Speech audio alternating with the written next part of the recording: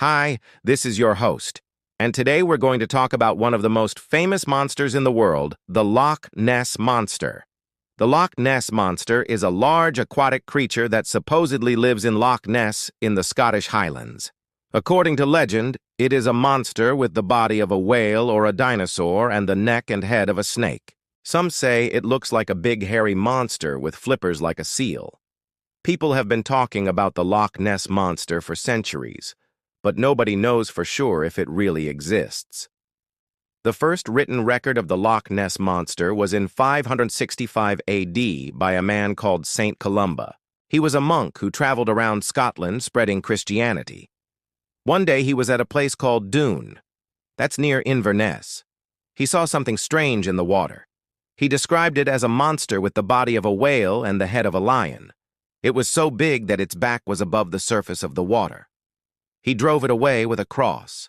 Over the years, stories about the monster were passed down from generation to generation. Then, in the 1930s, the story got popular again. Newspapers wrote about a monster in Loch Ness. They said it was the biggest animal in Britain. Soon, people from all over Britain went to Loch Ness.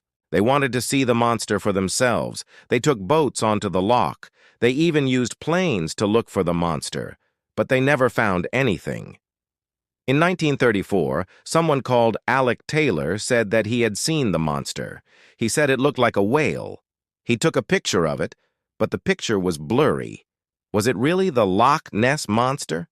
Nobody knows. For a while, people forgot about the Loch Ness Monster.